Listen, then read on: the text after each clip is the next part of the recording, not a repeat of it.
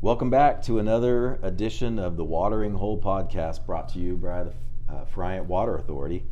Very excited about today's guest. He is someone that many of you have read, many of you probably agree with, but not many of you have seen him or heard him. You've just gotten exposed to him through his written word. His name is Don Wright. He has a blog called The Water Rights, and he provides a service that is really unparalleled. And that is, he goes around the valley attending board meetings at water agencies and water districts and reports back to his membership or to the public about what he hears at these board meetings and the engagement and the back and forth that takes place at all these board meetings. And as you know, there's many things going on today that are really important and in some cases very troubling for the future of California and the future of California's water supply. So the service that Don provides is, again, it's unparalleled. No one else does it. And so we're going to get into a little bit today with Don and find out who he is, what he likes to do, and maybe for most of you what you might be interested in is how in the world did he get into this business that he's in. So Don, thank you for joining the Watering Hole. Appreciate you coming by. I'm excited to be here, Johnny, and I appreciate the opportunity to interact a little bit more with the Friant folk. Well, we're looking forward to it, and like I said before, I from my perspective, even going back to before I was at Friant, reading your reports every day, sometimes every day, depending on the week, several times a week at minimum, is very helpful for me, and I know many hundreds or thousands of others who just want to know what's going on, maybe outside of their own boardroom. So we appreciate the work that you do, Don. Thank you very much. Can you tell our listeners a little bit about yourself, where you're from, where you grew up, how you ended up where you're at now, just to give a little background? Well, I was actually born at Fort Ord, but my earliest memories were in San Joaquin. In the western Fresno County. My father worked for James Irrigation District, and my grandfather was a farmer. Now, my mom's side came from Georgia, and my grandfather was a farmer. He did work for Boswell, but not initially. He just happened to work for Boswell. But there was that connection. And then my dad, God bless him, he came out here when he was 14 by himself and started picking melons. He came from Salisaw, which any readers of Steinbeck would recognize as the home of the Jodes in Grapes of Wrath. So I kind of had both sides of that growing up. Ended up graduating from Clovis High. Got involved in rodeo there. I tell people I've had two failed careers, saddle bronc rider and musician. But I did enjoy, and rodeos kept me out of drugs for the most part. It was a very wholesome environment, and there was something very challenging about, I'm going to get on this bull or this bronc. Am I going to survive it? Of course, when you're 14 years old, I started riding bulls when I was 13, and you don't have a sense of your mortality is not as well established as when you're in your 60s. Indestructible, right? Yeah. But man, it was fun, and it was a good introduction for life. Clovis High grad. I was on the 13-year plan to get my 4-year degree from Fresno State. So double, triple doctorate then. You'd think, huh? I think probably if you added all the units together, I probably could have at least a master's, but I had a little trouble with math. In fact, I had a lot of trouble with math. I flunked intermediate algebra 4 times, which, that's how it worked. Hey, you made a run at it. You gave it, as they say, the old college try. I did. I finally took some course during summer school that allowed me to get my math requirement out of the way when the computers didn't kick me out. I was pretty good at geometry, turned out, because I'd been a carpenter and home builder, so I understood angles and planes and things, but there was something about imaginary numbers I just disconnected right at the Anyway, what had the least math requirements? Speech communication. Come to find out, Fresno State has one of the oldest speech communication departments in the nation and is very well respected. Getting a BA from Fresno State in speech communication is like getting a doctorate from Harvard in ancient Babylonian astronomy when it comes to getting a job.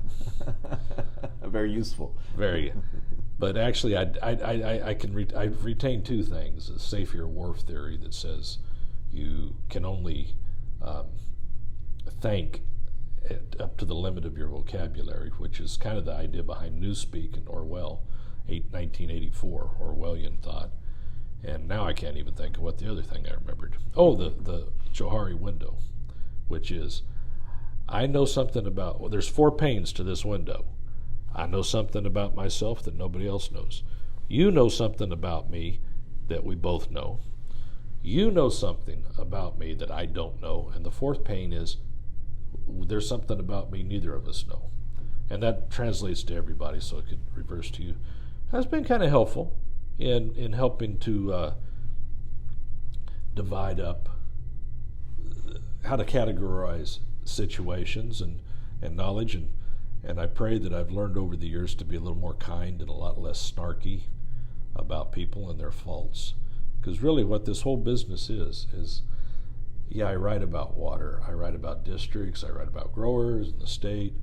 Friant, they deliver water to but we're in the people business because everybody truly needs water.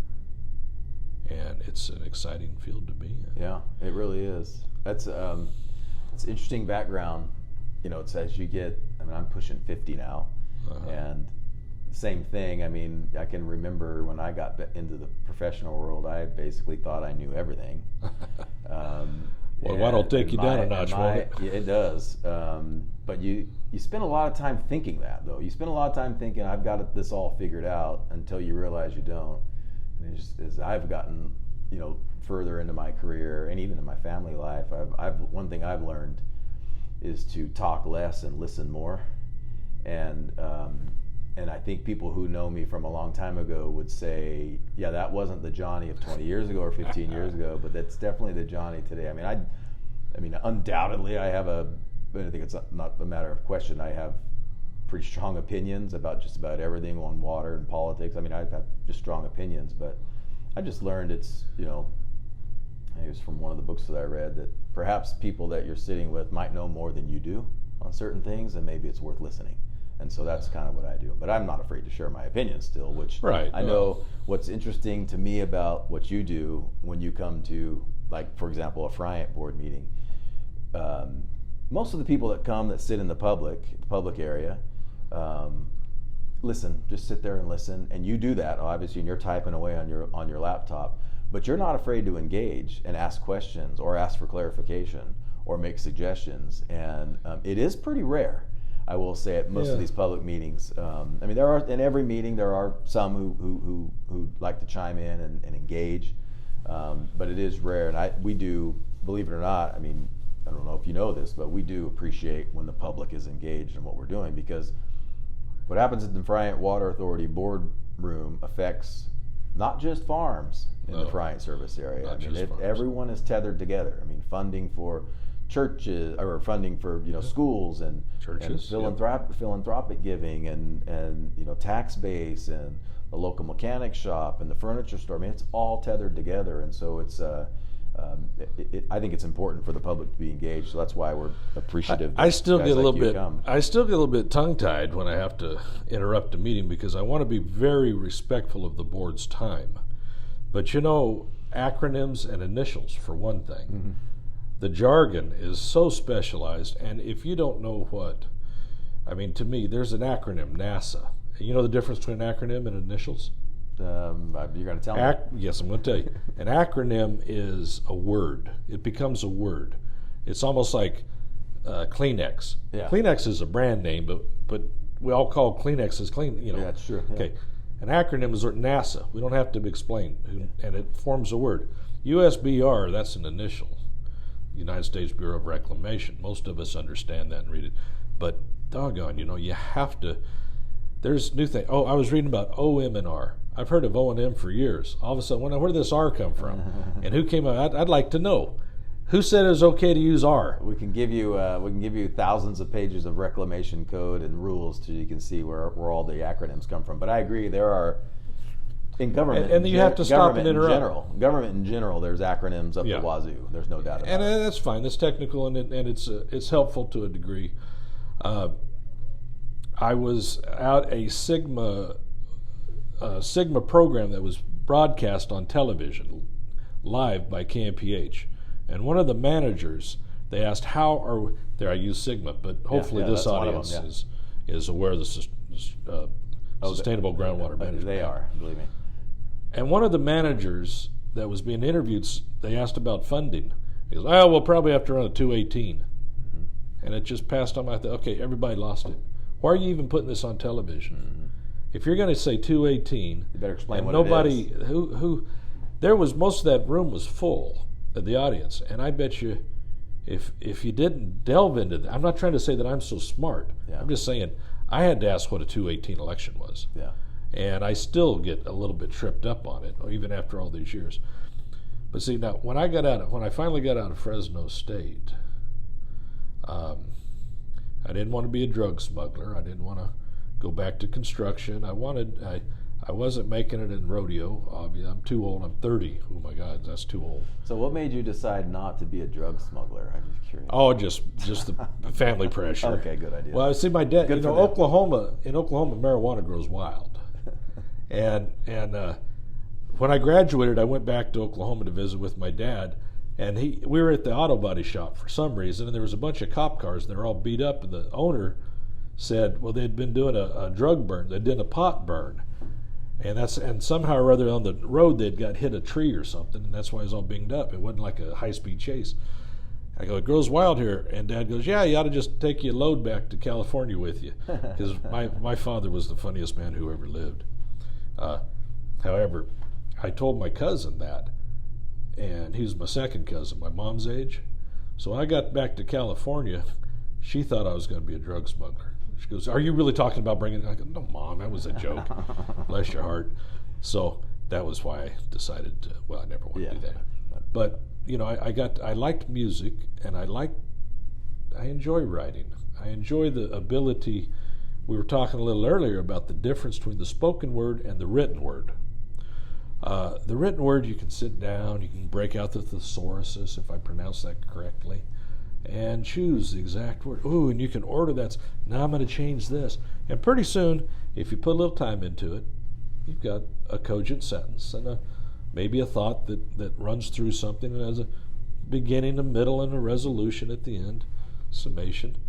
But speaking, you can't ever take that back. Yeah.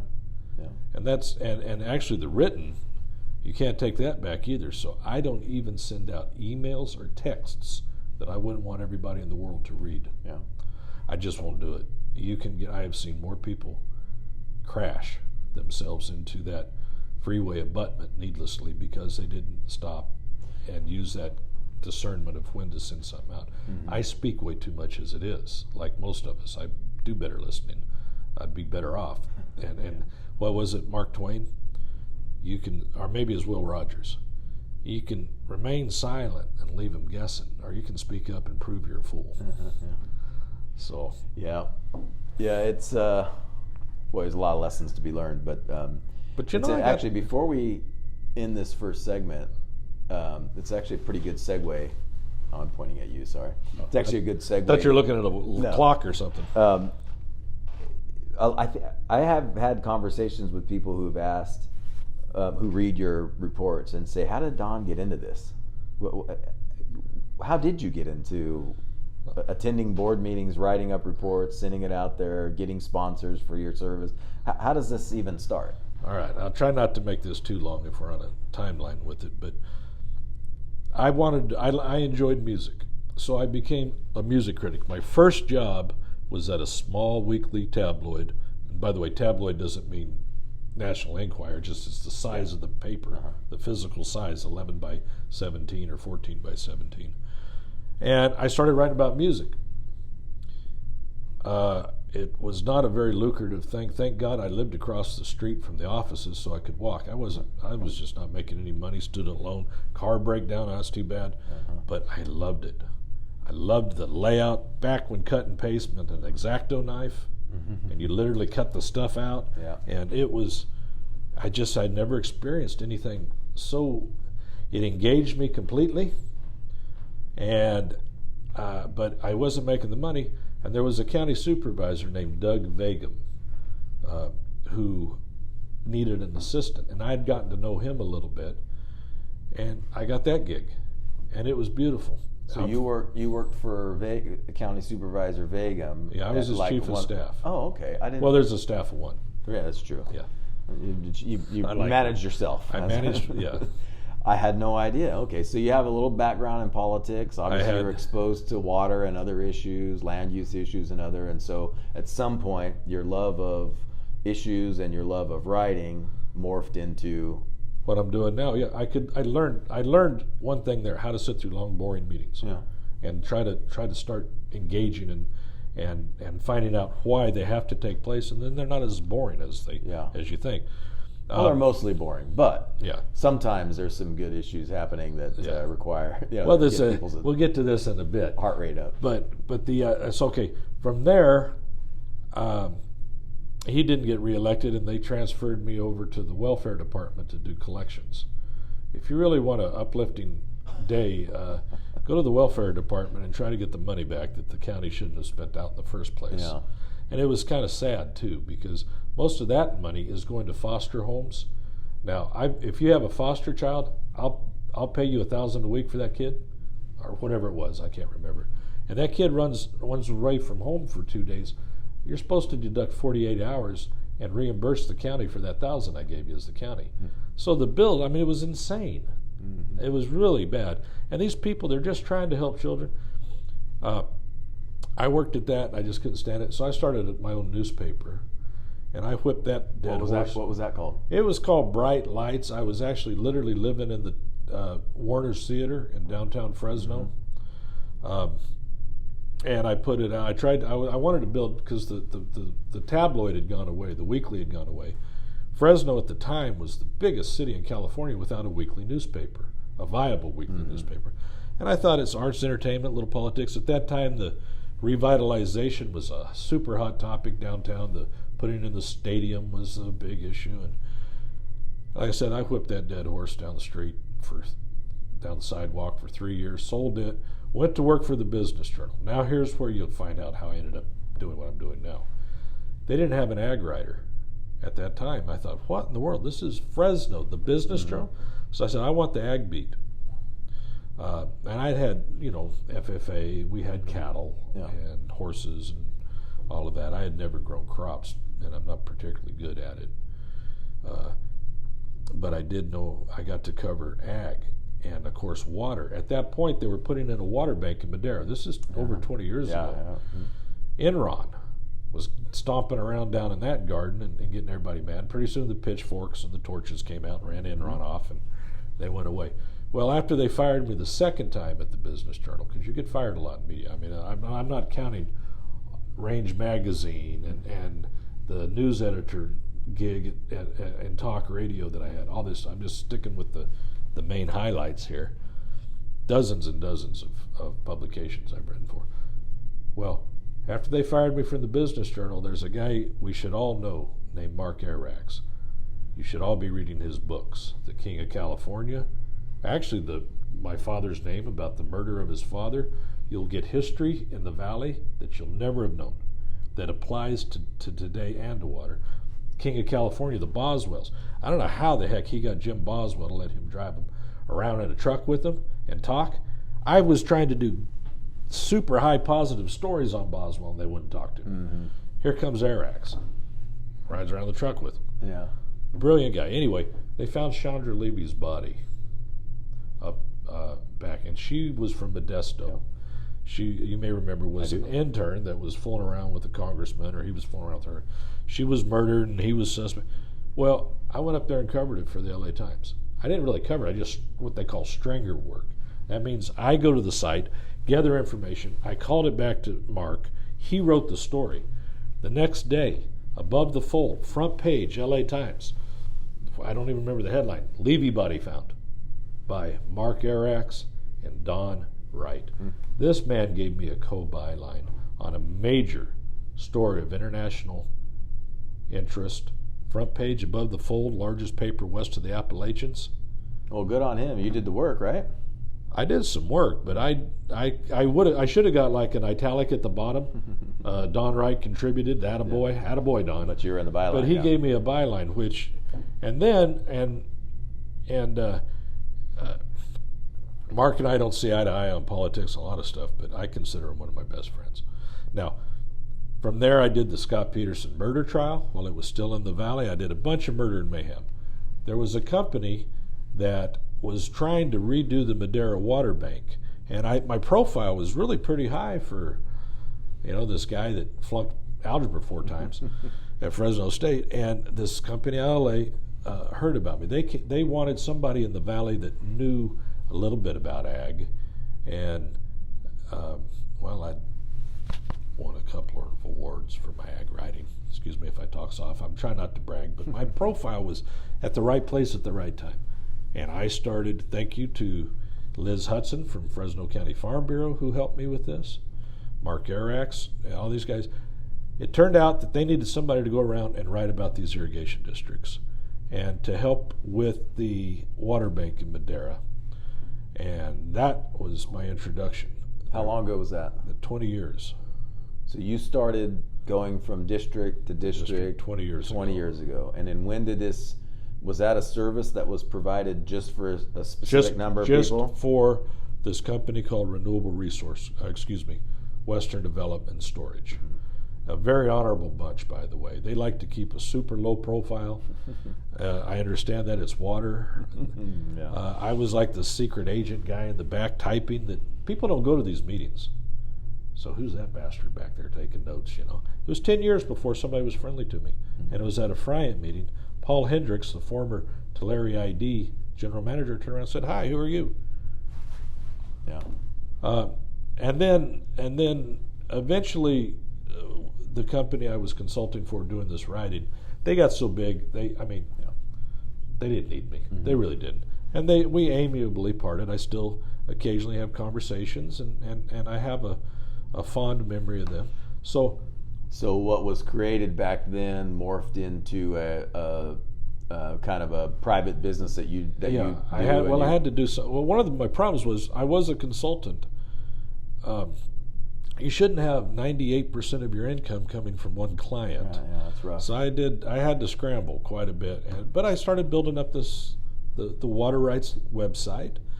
And I started in 2017, so that was like about 18 years with the 17, 18 years with being paid to go do this until now I pay myself.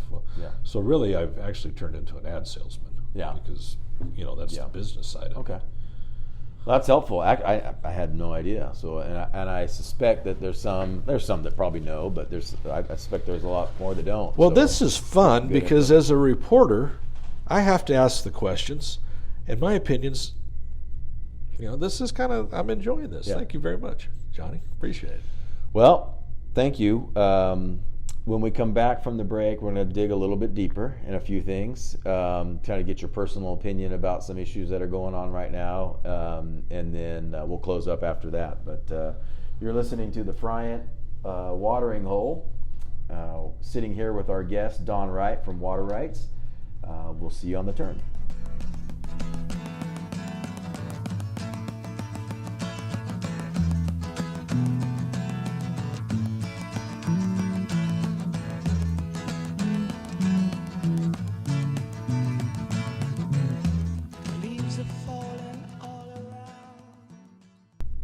And we're back with our guest, Don Wright, the owner, operator, king of waterrights.net, where you go to get all your information about what's going on in the water world. Pleased to have him here today on our podcast, and looking forward to the rest of this conversation. Don, one of the things that occurred to me when I read your write-ups and I browse through your website and see you at our meetings is you must have opinions about things. And knowing that you're a journalist, and I know it may not be the same these days as it was 20 years ago, but journalists are not supposed to have opinions. I know that whole thing's been flipped on its head in recent years, where opinions become news. But it's human nature, right? People have opinions, and I've always thought, boy, Don goes to all these meetings and he hears about all these issues, and in many cases all these problems that so many people are having to deal with. I wonder what he thinks about these things. And so like for example, we have this tug of war, so to speak, going on right now between policies that were put in place during the previous administration, the Trump administration, yes, directly related to how water is managed in California, and now kind of a reaction to that by the new administration, the Biden administration, how they're going to deal with how water is moved in California. I mean, it's important to remind people. I know our audience knows this, but if there's anybody new to this podcast, the only way the California water system works in California is as everybody understands that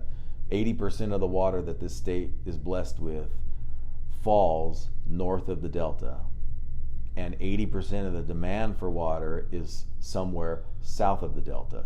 So if you don't have a system in place that allows for the movement of that water, then you have chaos, which is what you have in most years. Now, this year is dry. That's not a matter of debate. It's a dry year, one of the driest years ever recorded. But it is also undeniable that this year was made much, much worse from previous decisions in previous years. I mean, the hydrology in California, that has been pretty predictable over the course of the last 100 years. We get heavy rain and snow, followed by periods of drought, followed by periods of heavy rain and snow, followed by, that's the cycle of California. That's the way it's been for as long as it's been recorded. And it's why this entire system in California was built, anticipating that is how hydrology and the water supply comes in California. It ebbs and flows.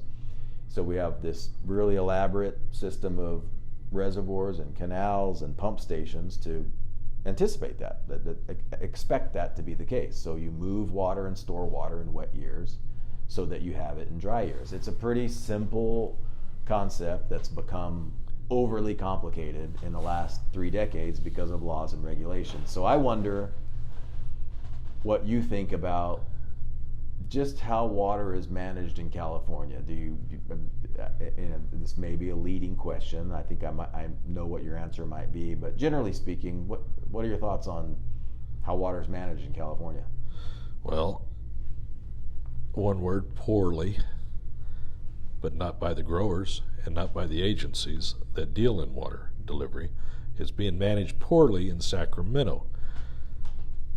I can't say the government is our enemy. It's supposed to be our servant, but it's certainly become our adversary. I married a nice little sweet Cajun gal back in Louisiana, and I go back there. We go back quite a bit, and I get to visit with the Farm Bureau. And by the way, they love pistachios. That whole state is just insane. The Cajuns and pistachios are like peanut butter and jelly. They can't grow them back there, so pistachio growers flood that market, man.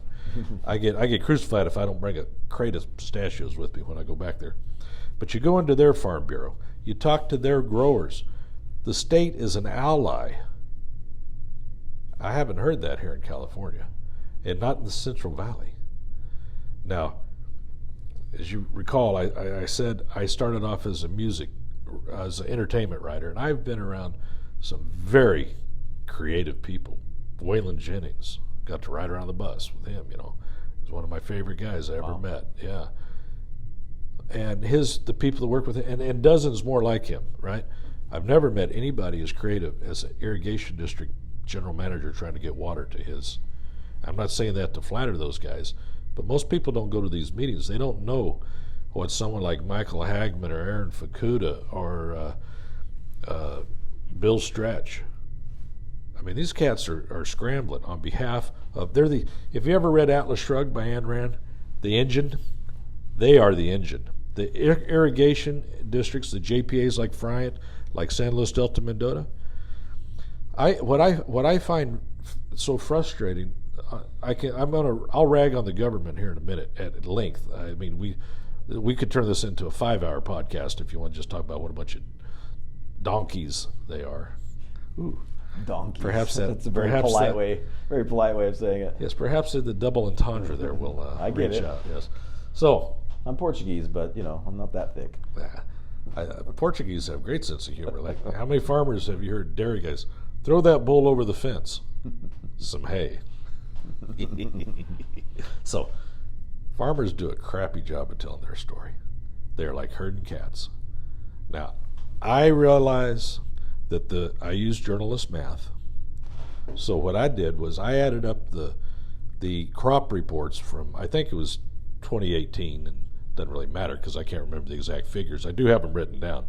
Madera, Kings, Fresno, Tulare, Kern County, 5 counties. The combined farm gate value, $30 billion. That's the average year, $30 billion. Now, when high-speed rail comes through, they say we're using an economic multiplier 17. I used an economic multiplier 3.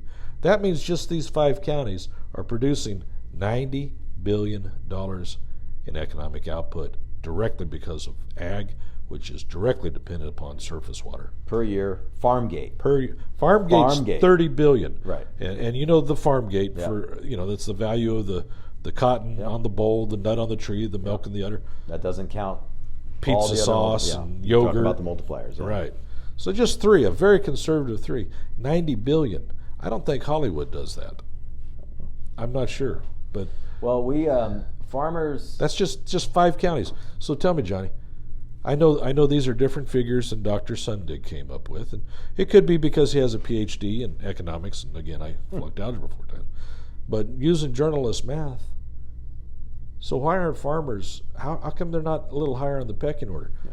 There's a guy named Wade Crowfoot, who's the Secretary of Resources, Natural Resources. He's on the governor's cabinet. Mm-hmm. I got to interview him one day. He said, when the teachers union has a 5%, they want a 7% pay raise and they only get a 5%. There's 2,000 of them wearing matching T-shirts, climbing all over the Capitol. When something hits ag, 2 farmers might show up. I know that nobody. I'm not bragging on myself, but nobody's covering this stuff. The public's not aware. I sat through a California Water Commission Prop 1 hearing. They're going to give away $6 billion for surface storage, right? I was the only one there for the press. The Kings River is before the state board for a fully appropriated stream status hearing. Nobody covered it but me. Well, there's a lot of reasons for that. Probably none of them are good excuses. For example, like using the example that Secretary Crowfoot used, I'm not trying to pick on teachers here, but a teacher can show up for a protest or a day of advocacy, quote unquote, not lose a day's pay. Yeah. There's no. They've got the summers off, or whatever. Even if it's not during the summer, they can do that with pretty much all the liberty they need. Farmers, on the other hand, again, these are reasons, not excuses. No matter how stiff the headwind is, no matter how much resistance the farmers for the last few decades have gotten because of government regulations, they've got crop to produce. Right. They've got people to keep employed. They've got processors that are expecting product. They've got obligations, and in some cases, I think farmers, in the nicest way, are their own worst enemy, because despite all the regulations, despite all the water cutoffs, despite all that, most of them have still found a way to persevere, and not only persevere, to grow. Yeah. And so, to me, it should be something that is admired, that is praised, that is rewarded. But instead, we get caught. We in the valley, because it's not just the farmers; it's everyone in the valley gets caught in this basically this tailspin of. And we're basically collateral damage of a political war. Yes. And so when you have issues and entire cottage industries that have been developed that are multi-million-dollar annually cottage industries to demonize farming, or the use of water, to take water and turn it into fiber or food, that's somehow demonized. And it's millions upon millions upon millions of dollars that's generated every year just to try to make the farmers look like the bad guys. Yeah. It's tough to overcome that. Again, reasons, not excuses. I mean, the farming industry should match every dollar that goes into fighting them with money that goes in to protect them. There's no doubt about that. And in some cases, there's commodity groups, there's farm organizations that do it. But I mean, what we're talking about the difference between taking a knife to a gunfight. Yeah. And in some cases, the pro-ag interests are very much interested in educating the public and less interested in fighting for those who they represent. And there's a difference. There's a big difference. There needs to be both. Yeah. Recently, the State Water Resources Control Board put out for public comment a resolution titled Condemning Racism, Xenophobia, and Racial Injustice and Strengthening Commitment to Racial Equity, Diversity, Inclusion, Access, and Anti-Racism. Let me read a couple of portions of this resolution. Now, this is a resolution that the state board, it's headed by 5 unelected people. Mm-hmm. They took a team, put together a team of public employees to go and develop this resolution. Here's a quote by their executive director, Alan Sobek. There could not be a more critical challenge facing us at this time than the challenge of achieving racial equity. And before we go any further, let me be clear, there's a very, very big difference between equity and equality. Equality means we start out equal. You and I got to grow up here. Indigenous, which is another beef of mine, we're all indigenous. Were you born in California, Johnny? Yes, I was. I was too. We're both indigenous Californians. What color are you? Oh, what do I look? I don't know. Flesh tone, whitish. Olive. Olive. Okay. I'm a little on the yellow-white side, but we are people of color. We'll get to that in a minute. Why that's important. Anyway, the state board's mission is. The staff have been. There's an outfit called GARE, G-A-R-E, the Government Alliance for Racial Equity. Let me get back to that. Okay, I'm sorry. This is a great opportunity for your son to use discretion here. Equality is when we all start the same. We both have the opportunity to go to school, to do something with ourselves. Or not. It's equal. Equity means we both end up in the same spot no matter what. Yeah, so the way it's been, it's a Marxist term. This has been part of the public debate for, I want to say, about 15. It's really been amplified in the last 15 years or so, and it is the difference between equality of opportunity and equality of outcomes. Equality of outcomes, I can't think of a worse doctrine that we could put in place here in California or the country, but that's where a lot of this debate is the woke and stuff, so, and we're going to get into this. Yeah. Let me tell you, it is woke racism. Listen here. Page 5 of this resolution, whereas number 22, the national and worldwide backlash against racism toward black people and related Black Lives Matter protests of 2020 accelerated and informed the Water Board's decision to develop and initiate this resolution and subsequent action plans to address racial inequities.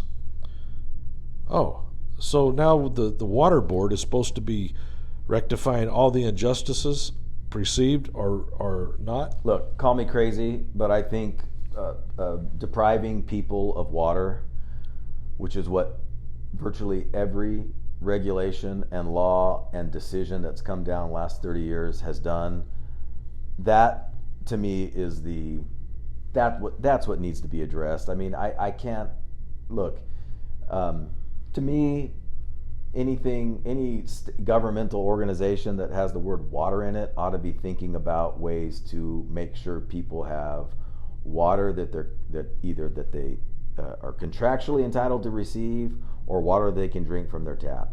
And it shouldn't be one of these things where we're talking about, in essence, identity politics, which it's just been, Well, here's your identity. The Water Board now acknowledges white supremacy as a systemically and institutionally perpetuated system of exploitation and oppression, the colonization, displacement, and murder of indigenous people in the United States. And they say it's all for the white economic gain. Yeah, in fact, I just learned about this a couple of days ago, and I just can't, in a year where we're dealing with actual drought made worse by decades of regulations and laws piled on top of one another, it just seems to me that there ought to be more focus on, you know what, why don't we make this damn system work? And let's remember this too. It is not climate change that's causing the forest to burn. That's not why. Yeah, no, as you said, we've had, when I was a kid, we'd have a month with over 100-degree temperatures. But we've got 40 million people living here on a system designed for 16 million, and they're not willing to invest. I mean, look at the struggle. Yeah, but Friant even has that, had. I don't even fall into that trap, Don, because people say that all the time. But I frequently remind people that even the system that we have in place today, I mean, it's ridiculous that even after Prop 1 and even going back to the Clinton administration, that there aren't other storage facilities online. But even the system in place today, if managed properly, does not create shortages. It creates abundance. The problem is it's not managed properly, and it's not managed equally, to quote you, or fairly. It doesn't make any sense. And so this stuff's all got to come. I mean, you're gonna get my blood boiling here, but I know, and me too. It seems to me there ought to be. But let's cut it to the chase, Johnny. This stuff is based on hate. Where does hate come from? Hate comes from fear. Fear comes from pride. If I'm proud of myself, which I am, I'm a fallen creature, developed and created, I get scared because things aren't going my way, and it hurts my pride, and I don't want to look weak, so I get angry. This is where we have them. If we respond to this nonsense with love, because what is more loving than to grow a crop and feed a baby? That's our strength. But we're going to all have to do something, even if it's just a little bit. We're all going to have to do something. Because if we sit around and do nothing and wait for somebody else who doesn't do anything, we're going to get what they give us, and we're not going to like it. Yeah. So if we keep that as the foundational point of our dealing with folks we have, if we can deal with them in love, we will win. And of course, what we supply, you can't eat a computer chip, and you cannot eat a video or a movie. Which, by the way, all that takes water too. Yes, it takes water to make a phone, takes water to make a computer chip, takes water to make a car, takes water to make a house. Somehow, using water to grow food is a bad idea. So, well, that and we're exporting water in the form of food. Yeah, yeah. It's ridiculous for them. I think that people may actually believe that first off, remember there's 400 million people in the U.S. 40 million of them live in California. 19 out of 20 of those live 60 miles from the beach in the Bay Area or Southern California. They think cotton grows in the neck of an aspirin bottle. I don't know why else they would think that is, why don't we talk about replacing the San Francisco Peninsula to its natural pre-Columbian state? Yeah. Yeah. All right, on that heavy note, I promise we will lighten it up for the last segment with Don Wright, but we do appreciate your very thoughtful passion about these issues, Don. You're listening to the Friant Watering Hole. I'm Johnny Amaral. I'm your host, sitting here with Don Wright from waterrights.net, and we'll see you on the turn.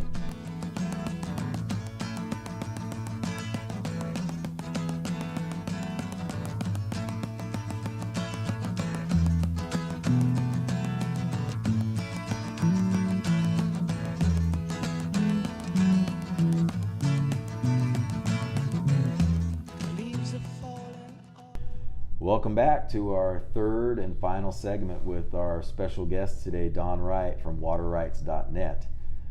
It's been a pleasure, Don, and it's been a lot of fun having you here. And we're about to make it a little bit more fun. For our listeners who follow the podcast, what we do for our third segment is an absolute complete ripoff from Norm Macdonald.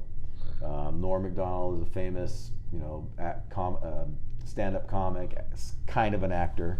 He's had a couple podcasts he's made a run at. Happens to be my favorite stand-up of all time.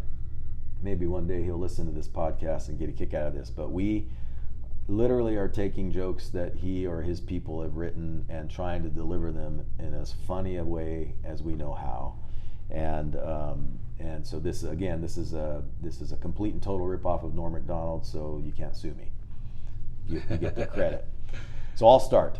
So I'm going to hand you jokes, and you just got to read them. I might rip you off for my podcast of you ripping Macdonald's. This is a great idea. Do it. Forward to it. I think it's fun. Then you get more Norm Macdonald jokes out there. Of course, got to have. Okay, so these are Norm jokes. Some people also call them dad jokes, and you'll get the idea why. Here's the first one.